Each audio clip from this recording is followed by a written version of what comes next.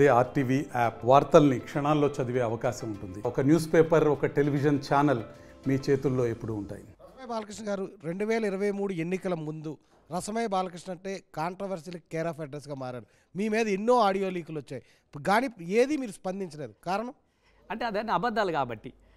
అబద్ధాలకు స్పందిస్తే నేను కూడా అబద్ధం ఆడినట్టే ఉంటాయి కదా. నీ అబద్ధానికి నేనే అబద్ధం చెప్పాల్సినట్టు ఉంటుంది. ఎప్పుడు కానీ గుర్తుపెట్టుకోండి, బలవంతుని మీద ప్రజాదరణ ఉన్నోని మీదనే ఎవరైనా మాట్లాడే ప్రయత్నం చేస్తూ ఉన్నారు. కాయలున్న చెట్టుకే రాళ్ళు వేస్తూ ఉంటారు, ఎందుకంటే రాలుతుందేమో అన్నటువంటి ఉద్దేశంతో.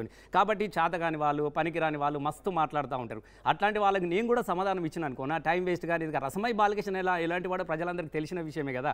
రసమై బాలకృష్ణ అనేటోడు రాజకీయాలకు వచ్చినాక రాజకీయాలు చేసే వ్యక్తి కాదు. రసమై బాలకృష్ణ అనేటోడు తన జీవితాన్ని, తన యవ్వనాన్ని, తన మొత్తాన్ని కూడా ఈ తెలంగాణ కోసం త్యాగం చేసినటువంటి వ్యక్తి రసమై బాలకృష్ణ. కాబట్టి సహజంగా ఏముంటుంది, నేను కళాకారిని, ఒక రాజకీయంగా నేను ఎదిగిన, నేను ఒక ఎమ్మెల్యే అయిన తర్వాత సహజంగా కళాకారుల మీద ఈగోలు ఉంటాయి, జెలసీలు ఉంటాయి. ఎప్పుడు కానీ మీరు గుర్తుపెట్టుకోండి, ఈగోలు ఉంటాయి, జెలసీతో ఉంటుంది. కాబట్టి అరే ఈ నిన్న మొన్నటి దాకా పాట వాడినాడు ఇట్లా పోయిండు కాబట్టి నువ్వు ఫేమ్ కావాలంటే ఏం చేయాలి?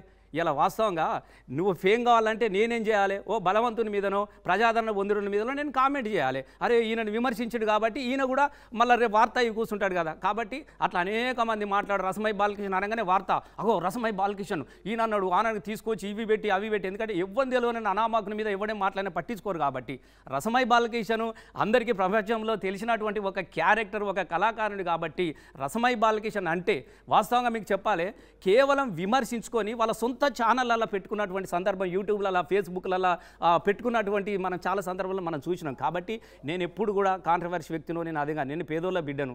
మీరు అవి ఉన్నాయి. ఎప్పుడన్నా రసమై బాలకృష్ణ లాంటి వ్యక్తి చాలామంది పొద్దున లేచిపోయి ఇళ్లలోకి పోయి బాగున్నామని మాట్లాడి వాళ్ళ కష్ట సుఖాలు అరుచుకొని సాయం చేసే ఏకైక వ్యక్తి ఎవరైనా ఉన్నారు అని అంటే ఎమ్మెల్యేలో ఓన్లీ రసమై బాలకృష్ణ. అవి కూడా చాలా సందర్భాలలో టీవీలో వచ్చినాయి. కానీ అవి ఏమి కూడా మీరు అడిగినట్టుగా అవి ఎవ్వి కూడా చాలామంది మీడియా ద్వారానో ఇంకో ద్వారానో బాగా వెళ్ళలేదు. కేవలము విమర్శలు మాత్రమే, ఒక అసందర్భమైనటువంటి అబద్ధాలు మాత్రమే. ఓటమికి కారణం కూడా అదేనా? మీరు స్పందించకపోవడం వల్లే ప్రజలందరూ కూడా దీన్ని నిజమని నమ్మారా? ఎవరు నమ్మలేదు. అంటే మీ దగ్గర సమాధానం లేక చెప్పలేదా, లేదంటే ఇక్కడ నిజమా? రసమై బాలకృష్ణ దగ్గర సమాధానాలు ఉండే. రసమై బాలకృష్ణ అనేటోడు ఒక లెజెండ్. రసమై బాలకృష్ణ అనేటోడు. కానీ మీరు కేటీఆర్ మీద ఒక ఫోన్ ఆడియో కావచ్చు, ఒక ఆడియో లీక్ అయింది. కేటీఆర్ మీద మీరు విమర్శలు చేశారు, ఎంతవరకు కరెక్ట్? అది కేసీఆర్ ఆడియోకి సంబంధించి మీరు రియాక్షన్ ఇస్తారా? లేదు, ఒక మాట ఏంటవా, కేసీఆర్ గారి మీద కాదు, కేటీఆర్ మీద కాదు, కేసీఆర్ గారి మీద రేపు ఎలక్షన్ ఒక్కసారి చూద్దాం. ఇదే అంశానికి సంబంధించి ఆడియో వైరల్ అయింది. ఒక్కసారి ఆ ఆడియో ఏంటి, ఆ ఆడియోలో ఏముంది ఒక్కసారి చూద్దాం. ఆ ఆడియోలో బీఆర్ఎస్కి సంబంధించి ముఖ్య నేతల మీద రసమై బాలకృష్ణ మాట్లాడారు. ఒక్కసారి ఆ ఆడియోలో ఏముందో చూద్దాం. ఒక్కసారి ఆ ఆడియో చూద్దాం. చేసి నేను ఇప్పుడు నువ్వు నాకు చేసి పెట్టింది ఏమన్నా చెప్పు, నాకు అయినా పర్లేదు, నేను సబ్సిడీ నేను సెటిల్ చేసిన ఎలా నేనేమన్నా ఉన్నానా, లేకుండా నాకు ఆస్తులు ఉన్నాయా, కోర్టులు ఉన్నాయా, లేకుండా ఏమైనా వస్తు తెచ్చుకునే కేసీఆర్ గారు ఇచ్చిందా నాకు? నువ్వు చెప్పు, ఎవడన్నా ఆర్టిస్ట్ ఎవడు చెప్పు నాకు. ఏ మస్తు చేసింది చేసి ఇక నేను పూర్తిగా విసిగిపోయి నేను నిర్ణయం తీసుకుని వెళ్ళానా అన్న, లేకుంటే ఊరికే కాదే, నేను మస్తు భరించింది నేను అట్లా అని చెప్పేసి వీళ్ళు నాకు చేసింది కూడా ఏం లేదన్న. ఎంత కేసీఆర్ గారు గన్ని చేసి బయటకు వచ్చిన రోజున మరి ఇన్ని రోజులు పనిచేసినావు, మరి ఆయన టికెట్ సంగతి ఏదైనా అడిగినా నాగరాజు వాళ్ళని తీసుకొని పోయి నాకోసం ఏమైనా చేసిందా? ఇప్పుడు నువ్వు నాకు చేసి పెట్టింది ఏమన్నా చెప్పు, నాకు అయినా పర్లేదు, నేను సబ్సిడీ నేను సెటిల్ చేసిన ఎలా నేనేమన్నా ఉన్నానా, లేకుండా నాకు. బాలకృష్ణ గారు, ఈ ఆడియోనే మిమ్మల్ని డ్యామేజ్ చేసింది, ఈ ఆడియోనే మిమ్మల్ని ఓడించింది. ఒక మాట ఏంటవా, అసలు ఆడియో కానీ ఆ మాటకు కానీ దీనికి కానీ ఎక్కడ సింక్ అయిందా చెప్పుడు? అది ఎప్పుడు మొన్న 2014లో రేపు ఎలక్షన్లల్లా దాన్ని అబ్రకదబ్ర చేసి కాంగ్రెస్ చేసిన అబద్ధాలు ఇదో పెట్టుకున్నారు. వాస్తవంగా నాకు టికెట్ లేదా కేసీఆర్? నేను ఆల్రెడీ క్యాండిడేట్, 10 సంవత్సరాల నుంచి నేను ఎమ్మెల్యేను. నువ్వు కొత్తగా నాకు టికెట్ ఇవ్వకుంటే నాకు టికెట్ ఇచ్చిండా అది దాన్ని మాట్లాడుతున్నటువంటిది. ఇది దీనికి సంబంధించింది, ఇప్పటికి సంబంధించింది. దీనికి ఏదైనా సింక్ అవుతుందా మీరే చెప్పండి. మీరు ఒకటి ఇప్పుడు మిమ్మల్ని డ్యామేజ్ చేసిందా? అసలు దాన్ని పట్టించుకున్న లేడు, అసలు అది కానే కాదు కదా. నేను మాట్లాడిన ఎలక్షన్స్ ముందు రోజు చాలా గట్టిగా వైరల్ అయింది. నేను ఒకటి ఇట్లాంటి చాలా ప్రయోగాలు చేసి, ఇది ఒకటే కాదు, చాలా మంది మీద చాలా చేసినారే. ఇవాళ రేపు ఏమున్నా చెప్పు. మీకు ఒక విషయం చెప్పాలి. అసలు అసలు మనం నిన్న మొన్న ఫేస్బుక్లలో చూస్తున్నాం శోభన్ బాబు మళ్ళీ కొమ్మ సన్నయ్య నడుచుకుంటూ వస్తున్నట్టుగా అదే పాటను సేమ్ ఫిగర్కు మళ్ళీ నాగేశ్వరరావుని పెట్టి మళ్ళీ ఈయనది పట్టుకుంటున్నట్టుగా ఎన్టీఆర్ పట్టుకున్నట్టుగా అదోటి అంటే అది చేస్తారంటే అసలు leadership మొత్తం ఇదంతా కోసం ఏదో fake. నేను ఒక అనుకోవచ్చు. మాట వింటరా ఇది ఒక 100% చెప్తా ఉన్నా. రసమై బాలకిషన్ అనేటోడు పూర్తిగా కేసీఆర్ యొక్క పాటల బడి నుంచి వచ్చినటువంటి ఒక కళాకారుడు. మీరు గుర్తుపెట్టుకోండి, మరి కేసీఆర్ ఎవరు గారికి ఈ ఆడియోలో నేను target కేసీఆర్ గారికి నేను పాట పాడినప్పుడు నేను 7th క్లాస్ స్టూడెంట్ను. నేను హాస్టల్లో 7th క్లాస్ స్టూడెంట్. నా జీవితము, నా యవ్వనము, నా ప్రస్థానము, నా చదువు మొత్తం కూడా కేసీఆర్ గారు వెంబడే నడిచి వచ్చింది. ఎక్కడికి మొత్తం 2014 వరకు తెలంగాణ వచ్చి నిన్నటి వరకు కూడా ఈ క్షణానికి వరకు కూడా నేను కేసీఆర్ గారి వెంబడే ఉన్నటువంటి వ్యక్తిని. కేవలము కాంగ్రెస్ చేసినటువంటి అనేక అబద్ధాలలో అనేకమైన దానిలో ఇది కూడా ఒక భాగం. నేను కూడా మస్తు మాట్లాడిస్తా. నిందాల నుంచి అదే అడిగే ప్రయత్నం చేస్తున్నాను మీ సమాధానం కోసం.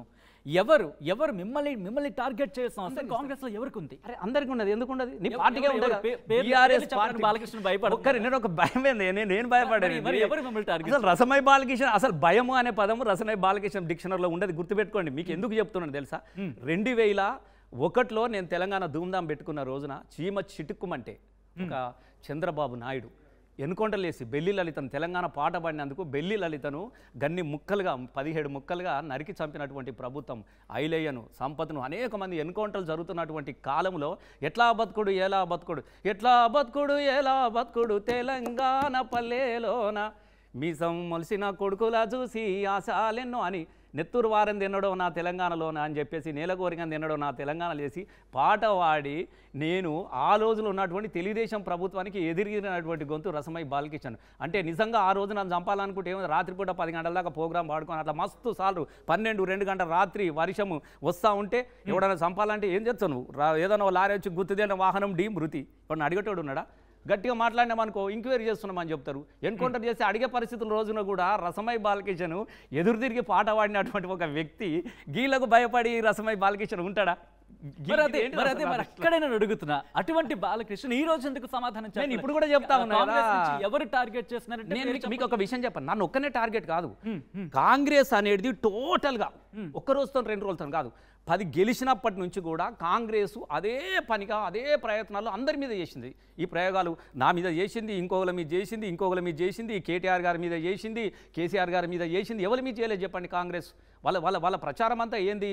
క్యారెక్టర్ను ప్రజల్లోకి పలసబడగొట్టాలి. క్యారెక్టర్ను వాళ్ళ క్యారెక్టర్ ద్వారా మాత్రమే దెబ్బగొట్టాలి. ఎందుకంటే అభివృద్ధి గురించి మాట్లాడే పరిస్థితులు కాంగ్రెస్ లేదు. ఎందుకంటే అత్యంత వాళ్ళు కూడా అదే అంటున్నారు.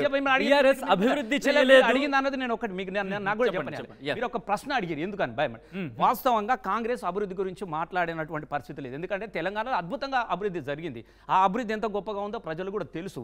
కాబట్టి వాళ్ళు ఏమనుకున్నారు? అభివృద్ధితోని కేసీఆర్ని కొట్టడం అనేది సాధ్యం కాదు. కాబట్టి కేసీఆర్లో ఉన్నటువంటి ఎమ్మెల్యేల మీద, కేసీఆర్ ప్రభుత్వం మీద అదే పనిగా అబద్ధాలు ఎదురుదాడి చేయడం కానీ, క్యారెక్టర్ మీద దెబ్బ కొట్టడం కానీ ప్రయత్నంగా పెట్టుకునేది మాత్రం. కాబట్టి అందరు ఎమ్మెల్యేల మీద ఇట్లాంటి మా కిషోర్ కావచ్చు, సుమన్ మీద కావచ్చు, ఇంకోల మీద కాదు, ఎవ్రీడే ప్రొద్దున లేస్తే ఇదే సుప్రభాతాలు అయిపోయినాయి, ఉయ్యాల పాటలు అయిపోయినాయి గ్రామాలలో. కాబట్టి అందులో భాగంగా నా మీద చేసిన ఆరోపణ అది ఇంకా సేమ్ ఇంకోళ్ళు మాట్లాడిరని చెప్పేసి వాళ్ళ మీద కూడా పెట్టారు. వాళ్ళ మీద కూడా మాట్లాడించు. కానీ ప్రజలు ఎవరు పట్టించుకోలేదు దాని మీద. మీరు ఏమనుకుంటారంటే 100% చెప్తున్నా, ప్రజలే కేసీఆర్ మన రసమై ఇట్లా మాట్లాడినని ప్రజలు దూరం అయ్యారనో, అట్లా మాట్లాడి దూరం అయ్యారనో, ఎవరు కూడా దానిలో కూడా ఏమీ లేదు. మాట్లాడిన దానిలో కూడా ఏమీ లేదు.